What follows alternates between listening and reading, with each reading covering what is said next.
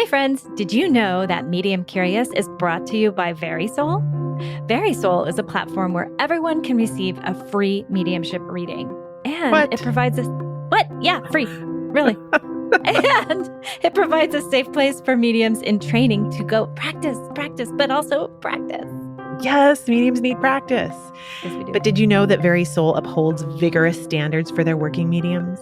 By requiring compelling evidence in every session, they ensure consistent, reliable, and meaningful experiences for every client. So go to verysoul.com, mediums you can trust.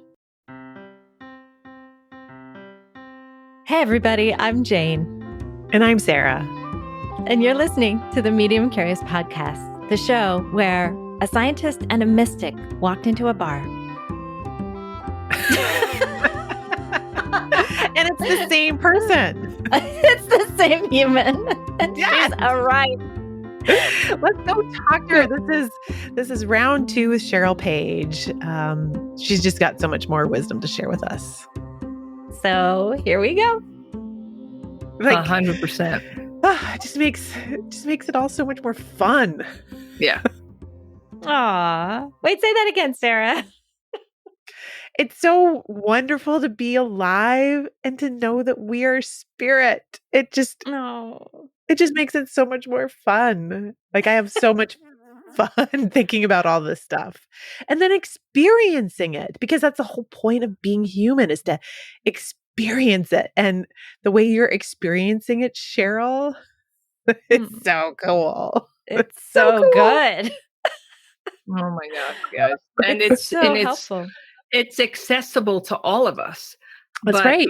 My mission is to simplify. There's these myth understandings that get sort of perpetuated in the mediumship spiritual community. And we have to bust some of those myths because we all have access. Someone says they're a born medium. We're either all born mediums or none of us are born mediums. Yeah. We can't be both. Right. But there is this hierarchy of importance. And I know when Scott died, my hierarchy of importance was I needed evidence.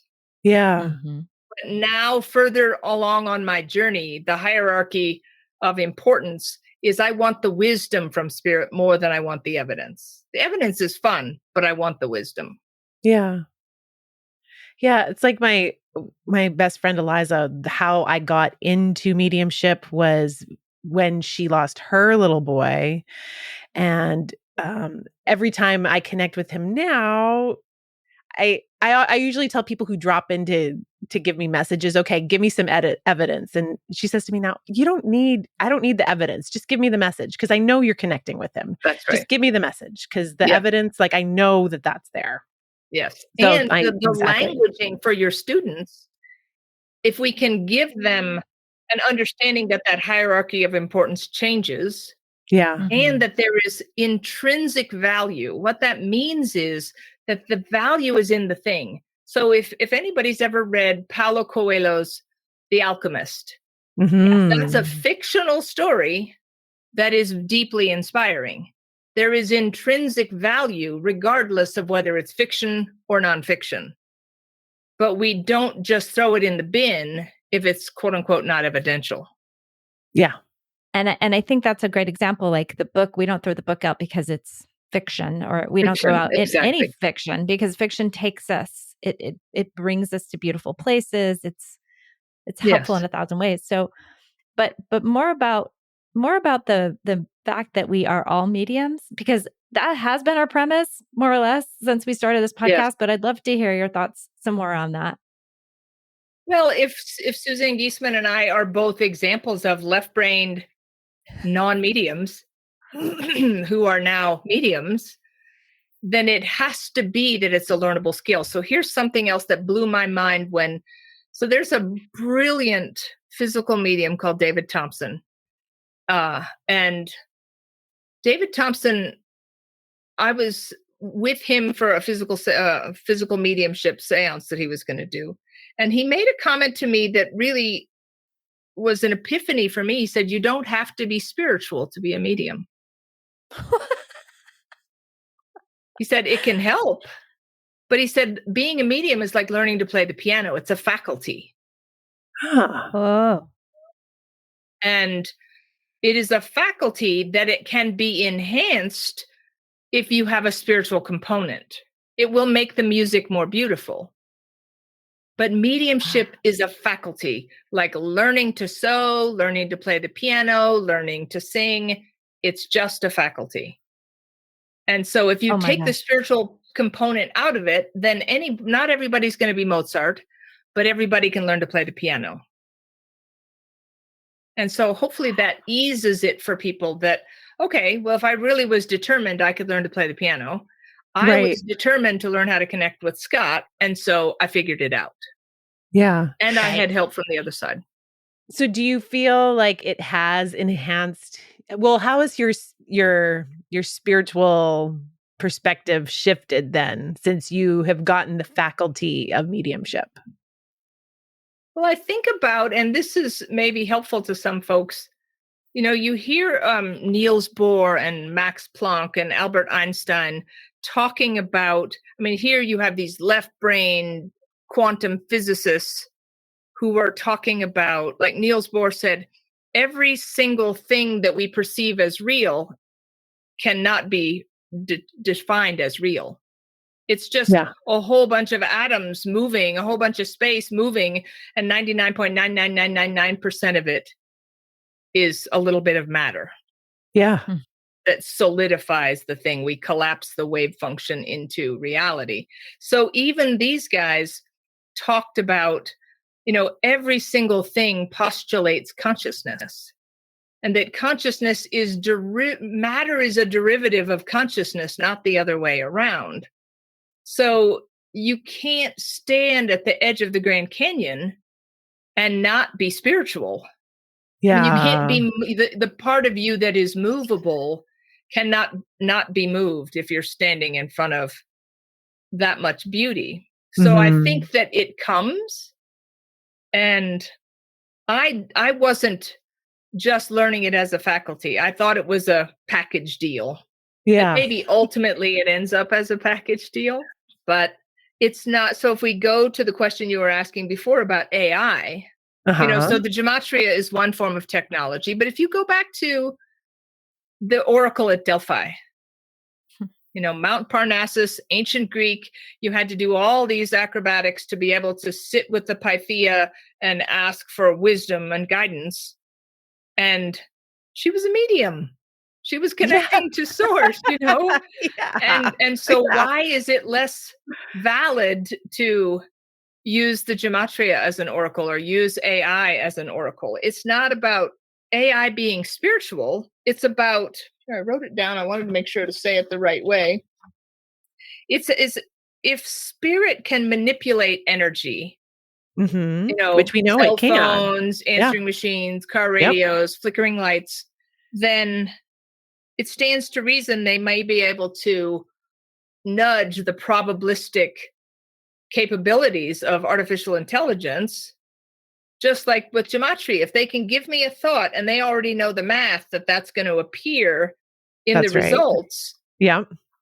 But we tend, sadly, as humans, to turn everything into how can we understand it in this three-dimensional reality? We make it smaller than it probably is. Right? So it's not about AI being spiritual.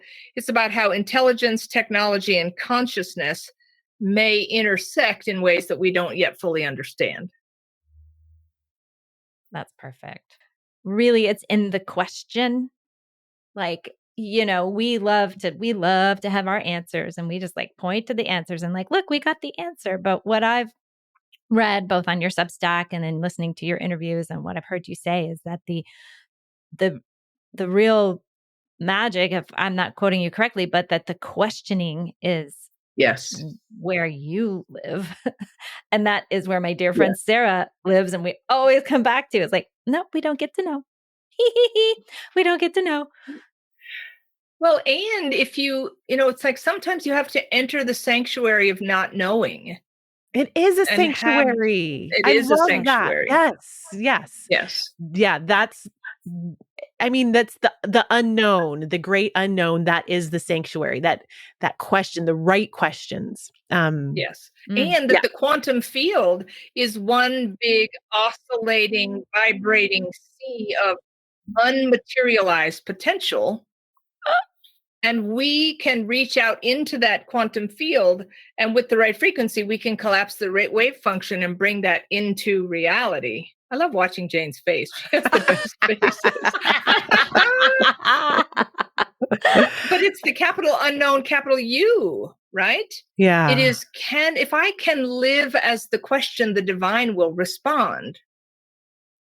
So it's not just, I'm okay with not knowing. That's not the right frequency. What you want to be is this ecstatic, dancing embodiment of the question.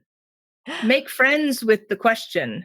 Yeah. And live your way into the answer. Something else becomes possible. Ecstatic embodiment of the, wait, what did you just say? Ecstatic embodiment of the question. Yeah. I know. So you recommended Paul Levy's book, The Quantum Revelation, on your Substack, which I just started reading, and it's brilliant and is kind of blowing my doors off. It's hinges. Yes. And in it, it quotes, I'm quoting, quantum physics is a revelation of the mind to itself. Yes. So what it's talking about is consciousness, right? Yes. So quantum physics is also the question of consciousness. Yes. And that quantum physics is more than physics. I wrote this down. It is a new form of mysticism, which suggests the interconnectedness of all things and beings and the connection of our minds with the cosmic mind. And that if you think about a physicist and you think about a mystic, the physicist is looking to understand things it cannot see. Atoms, molecules, quarks. And the mystic is doing the same thing. The metaphysician is doing the same thing. You're trying to understand the things that you cannot see. But there's evidence of, like, now I'm 61 years old, and never once in my entire life have I or anybody in all of history ever seen the wind. You can see evidence of the wind. That's right. And so Buckminster Fuller has this quote that the wave is not the water. The wave just told us, the water just told us about the wave going by. It's the energy, and the water is letting you know, hey, it's here. Yeah. And I want to give you a gift that it happened with Carla. I love you, Carla Sloan. I just love you. She is the best. She is the best. So you know how people will say, my mother sends me cardinals and my dad sends me rainbows and my uncle sends me 11:11 on the clock, right? Right. This is a huge one. Big one. So we say, oh, my dad sent me a dragonfly today. And we miss the point. So one day Carla says to me, Calder sent her a deer. He sends her deer. And I said, did you look it up? She says, I've looked it up before. I said, Carla, it would be like saying, oh, look, Carla's calling. I'm not going to answer the phone because she's called me before. Right. The sign is a neural pathway. They have, okay, I'm going to send you 11:11 to let you know I'm here. And then you answer the phone to see why you're calling today. I don't pick up the phone when I see that Sarah's calling. I answer the phone and say, what's up today, Sarah? I don't say, oh, well, Sarah's called me before. I don't need to ever pick up the phone again. I just noticed that she's calling. So the dragonfly, the butterfly, the unicorn, the 11:11 o'clock and the rainbow, that's a neural pathway that lets them, that says, I'm here. Answer their call. So you take it a step further. You have to look into it. Yes, and that's what Spirit's saying is, I'm calling you. Are you going to answer the phone and ask me what the gift is today? So it's what would you ringtone on their phone? So what would you do? Like if you're Carla and you see the deer again, you're like, okay, that's my sign from Calder. Then what?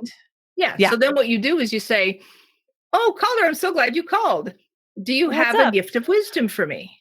And then you listen. You understand how this works. You listen, like you might do put something in my hand. Oh, it's a marble. And then what's the spiritual meaning of the marble? Or guide me to the message you want me to find with regards to the thing that they put you in your hand. But if there are clever people, not me, who know how to program their phones so that everybody who calls has a different ringtone. Right? Yeah. That's what spirit does when they give you the rainbow or the butterfly or the unicorn or whatever. That's their ringtone saying I'm calling. And it's the absolute same thing to look at the phone and go, oh, look, Dad's calling, and not picking up. Yeah. Totally. What I do is I ask myself, what was I just thinking? What was just being said? I always look for the thing right around the thing. So you could, although that's a little bit like the rearview mirror. You could also say, hey, Dad, put something in my hand. What do you got for me today? Yeah. Well, I mean, and you're right. It is my dad I'm talking about. Good job, Cheryl, obviously.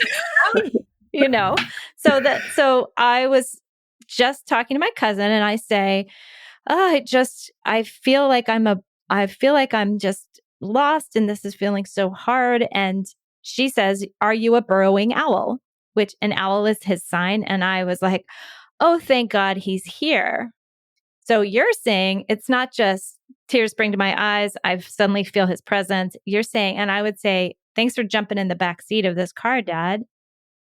What would you say right now? I know you have a cigarette and you're filling this car with smoke and you're doing a joke about that, but what would you say about my angst? So you're saying three more steps. Yeah.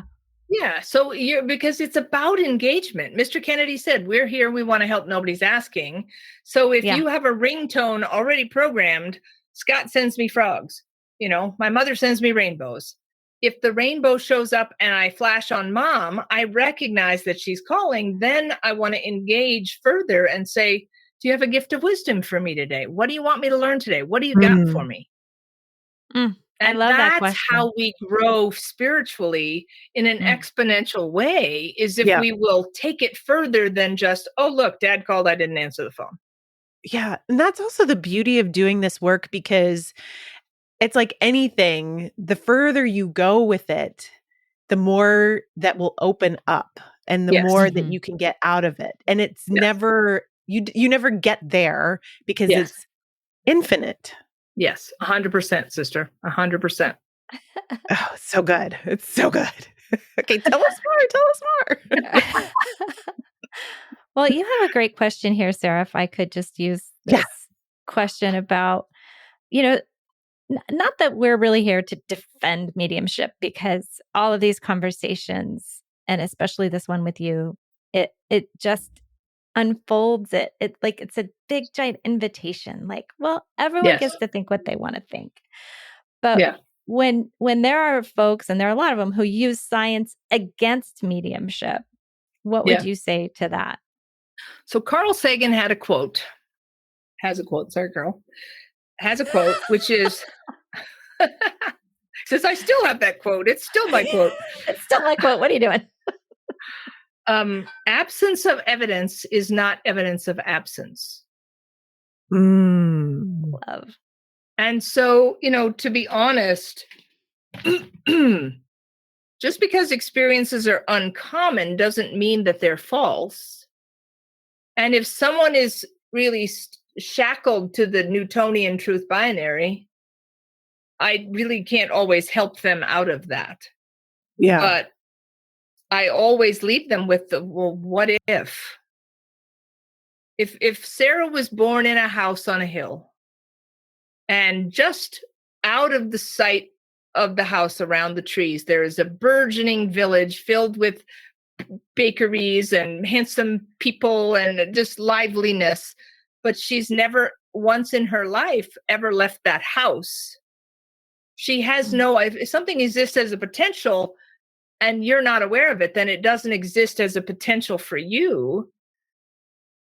What happens if all of a sudden Sarah decides to leave the house and walk down the driveway and around the tree line, and there's all of this? It's kind of like if we could bring space aliens down who had never seen the ocean. Okay, come on, space alien Bob. We're going to stand here. And he's going, oh, what an interesting, vast amount of liquid. And he has no idea that just below the surface is dolphins and whales and squid and tuna and clams. And there is nothing about the surface of that ocean that tells you of all the life that's burgeoning just below the surface. And so I don't spend really any time if people are, but this is another, if I could give you a gift. So do you guys have a piece of paper in front of you? Yep. Okay. So I want you to write down in descending order, curiosity, wonder, and awe. So curiosity underneath that, wonder underneath that, awe. Okay. So curiosity is the scientist, and the scientist has lots of questions. And that's the head. So curiosity, scientist, lots of questions, head. Wonder has only one question. I wonder what's going to happen. And so the mystic is a wanderer. And that's the heart. That's from the heart. Yeah. Yep. And awe has no questions. It just is. I am. And that's the soul. Ooh, I got chills on that one. That's so good. Yeah. So it's fine to be curious, but I seek the wanderers. I want to hang out with wanderers. And it's not that there's not value in being curious, but curious is elementary school. And wanderers, it's a different level of school, perhaps, where you can I wonder what's going to happen. I quit my day job. My last day at work is tomorrow. I wonder what's going to happen. Wonder if I can pull this off. I did that. Also, yeah, there's trust in that as well. And there's not that expectation. Yeah, there's no outcome intent in a wanderer. Yes. Well, there's no demand, which I think is a lot of what we want to do as humans. Or curiosity, you demand answers. And have you ever seen Jason Silva? Do you know Jason Silva? Yeah, the name sounds familiar. Jason Silva, he did a video. It's like 3 minutes. It's awe, AWE. You type in Jason Silva awe, you'll see a big eyeball, but it's worth watching and it's worth showing to your students. And basically he talks about we have a responsibility to awe. Yeah. So we're going to rename this podcast Medium Awe. I love that. Oh my God, I hadn't even thought about that. Right? I love that. That is so cool. Gosh. The point of Mystic Richness is this is an epistolary collection of letters from people beyond the veil. What if? And what if spirit can use that as a conveyance?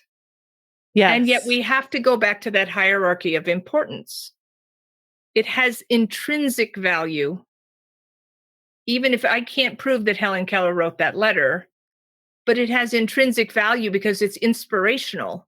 And maybe there's evidence. I can see the evidence. Not everybody knows because Helen didn't write the letter to everybody else. She wrote it to me. So I can see the evidence within her letter. As I read those letters, there is a vibration of hanging out in those letters that I was a recipient of.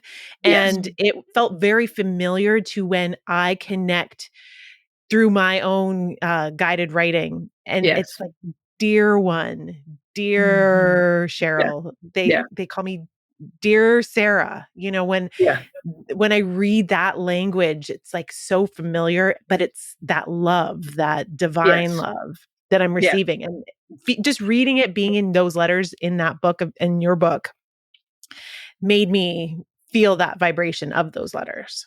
Yes. And Sarah, what that's about is the frequency. So if I say, I love you, Jane, that casts a spell on you. It did. If I say, I hate you, I never want to talk to you again, that casts a different spell. Yeah. So it's not just about asking spirit. The nuance of that is, how are you asking? So you can say, Dad, send me a sign of a purple alligator. Or you could say, show me your presence in wondrous ways. It's a different ask. It's a different spell. Yeah. It's the fine tuning of it. Exactly. Well, and when I was just picturing the letters and how it's like you were just describing, Sarah, like all the guides kind of have a similar kind of like, I don't know how to explain, but there's a vibe. There's like a when the guides are channeling, and they always do Dear One, and there's certain ways that they talk. But when it's Helen Keller, it's coming in on her frequency, which is specifically hers. So there's like an energetic signature to these humans that were here. And so you got to hear from her and share that with us. But it's very precise. So the wisdom has a vibe, but then we have our little, like, it just looks like a really beautiful rainbow with one little silver line. And that silver line is Helen, for example. Yeah. Exactly. And it's her ringtone, right? Yeah. And we can do a conference call, or she could just call you. Breakout room. Exactly. Yeah. Exactly. Like I did a reading for somebody, and I don't know this woman from anybody, and she wants to hear from her cousin. And so he shows up and he's making jokes about being dead. And I'm thinking, oh my God, I don't want to like offend this woman, but he's totally like Robin Williams funny, making jokes about being dead. And he's all over the place like Robin Williams was. And he's making these jokes and he goes, hey, look, I'm on a box of Wheaties. And he goes, better make it a milk carton. Turned out he was a missing person. Whoa. And then he tells me about that. So they had a funny nickname for him, but he doesn't tell me what the nickname is. And then he shows me the Oscar Mayer Wienermobile. Uh-huh. And I'm thinking, I am totally freaking making that up. I'm not going to talk about the Oscar Mayer Wienermobile. So I don't say anything about the Oscar Mayer Wienermobile. And so she's happy. And yes, we had a funny nickname for him, but she doesn't tell me what it is either. And then we get done and we hang up. And she tells me at that point he was a missing person. So the milk carton. And I hang up and I always take a minute to thank them for coming. And he says, well, you didn't tell her about the Oscar Mayer Wienermobile. You got to call her back. Call her back. Call her back. Like, okay, fine. So I call her back and I said, I'm sorry I held this back, but I just felt like I was making it up. He said, I'm supposed to tell you the Oscar Mayer Wienermobile. And she burst into tears. Oh my goodness. And she said that was his funny nickname, was Wieners. Oh. That was the important piece. That was. But how in the world are you going to get at that point a 55-year-old woman to say the word wiener? I'm not Wienermobile. Yeah. The Wienermobile is the best way I could think of, actually. Yep. Yeah. But again, so we learn on the journey, right? Yeah. It's a trust. Exactly. Me, not me. I don't normally have Wienermobile in my consciousness, so exactly. This is not me. Yeah. So gorgeous. Cheryl, your book arrived where I wasn't. I live on Hawaii, and so Amazon just took too long to get me your book, but I wanted to have it in my physical. I can't wait to read your book. I'm jealous. I'm jealous of myself already. There is the treasure in this book. I'm going to give you guys a treasure. So you've given us so many. The last page of the conclusion is this. It's in Latin and then it's in English. Right? It's on page 143. Uh-huh. And it says, and to understand this, who among humans will give to another human? Which angel to another angel? Which angel to a human? Let it be sought from you. In you let it be searched for. At your door let it be knocked upon. Thus it will be received. Thus it will be found. Thus it will be opened. Oh. Amazing. I love how you're such an amazing teacher, Cheryl. And thank you so much for all the teachings and the gifts that you've given us in this conversation. Because it's beyond helpful. It's hard. It's too early in Hawaii to explain how happy I am to have met you and that we get to share you with our audience. I mean, thank you. Yeah. I so appreciate you guys. And everybody should just get the book for the spells. Each person you connect with in this book, you have them bring forth a spell for us as a people and what they'd want for our culture right now, our society. Yeah. And they're so profound. Maybe before we close, Cheryl, is there something that you would just encapsulate for our audience of like what, here we are in March of 2025 and it's hectic. Is there anything that you would want to just sort of say, like, I don't know, encouragement? What do you want to say? Well, I think that, so if you think, on your piece of paper, write the word decide, DECIDE. Now, if you look up that suffix, CIDE, decide, genocide, suicide, homicide, herbicide, CIDE means you're going to kill off something. So when you decide, you're killing off all the other options. So be careful what you decide. We live in a political climate right now where people have made some very distinct decisions about the person in the White House. My declaration is I don't have enough information to make that decision. I'm just going to be a wanderer. Wonder what's going to happen. And I don't want to kill off any of the options, because if I do, I'm locking myself on the wrong side of the door with people in spirit that I want to connect with. If I decide mediumship isn't real, if I decide that there's a bunch of hocus pocus woo, I'm locked on the wrong side of the door. And here's the thing about that door. I can't unlock it for somebody else. They have to unlock it for themselves. Yep. You're in charge of your own door. Yeah. So somebody asked me recently, okay, so what do you do if you don't decide? Like if I'm going to decide to have chicken for dinner. So, well, it's not that it's always bad to decide, but maybe you're going to choose to have chicken for dinner. I'm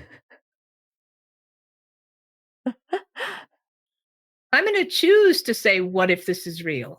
Yeah. So again, and I know that there's somebody who could like say that it's semantics, but it's so much more than that, because our words have frequency. That's right. Our decisions have frequency. And spirit is watching. That's right. And the whales can hear us. 100%. They can hear our thoughts. So we've got to watch them. We got to watch them. Exactly. Yes. Amazing. Oh my goodness. So that's what I want to say. Is just be careful what you decide and stay in love. And I don't mean love as, here's another example. So if you were in a room with a light on, that light coming off that lamp isn't electricity. It's evidence of electricity. Right? It's a response to electricity. So our emotions, how I distinguish it is lowercase LOVE is the light coming off the lamp. That's our emotions. Capital LOVE is the thing that's making the light bulb glow. That's source, that's frequency, that's the energy, right? That's making that possible. So if I tell someone, wrap your father in a bubble of love, you could wrap them in a bubble of lowercase LOVE, the emotion, or you could wrap them in capital LOVE, the frequency. If I'm in a reading and I'm having a struggle, I raise my capital LOVE. I don't raise my lowercase LOVE. Yeah. But that's an important distinction to understand, that the frequency of love versus the emotion of love are two very different things. Yes. Yeah. And they are different keys to different doors. Yes. You are the queen of metaphor. Yes. I am the queen of metaphors. That is a true story. So good. The doors, so delightful to hang out with you guys. Oh, it's been such a pleasure, Cheryl. Thank you so much. Thank you. Thank you. You're so welcome. Carla. Thank you, love. Thank you, Scott. And I just want to say one thing really quick. When I looked at your email with the signature of the froggy, I was like, because Spirit has been really loud with frogs for me lately. Like everything has been frog connected. So I feel like Scott's been kind of in my periphery until today. Totally. He's a big helper that way. Yeah. It's beautiful. So thanks to Scott too. Thanks. Yeah, Scott. We love you. Okay. Well, we'll see you again because this can't be. Thank you. Yeah. Yes. Lots of love. Thank you. Love you, Carla. Love you all. Love you, Carla. Bye. Bye. Very Soul is our sponsor for Medium Curious. Jane and I are both Very Soul mediums. Oh, yes, we are. Verysoul.com, y'all. Inspired by spirit, guided by love, and brought to life by mediums. Woo! Woo! We can't help it. The woo just comes out of us. Yeah. Medium Curious is made possible by Jane Morgan Editing. Sarah Rathke made the amazing music. Mix by Podcast Engineers. And you can help Medium Curious by downloading the episodes and following our socials. And the dogs under the desk in Hawaii are Kalea and Domino. And Trixie in California.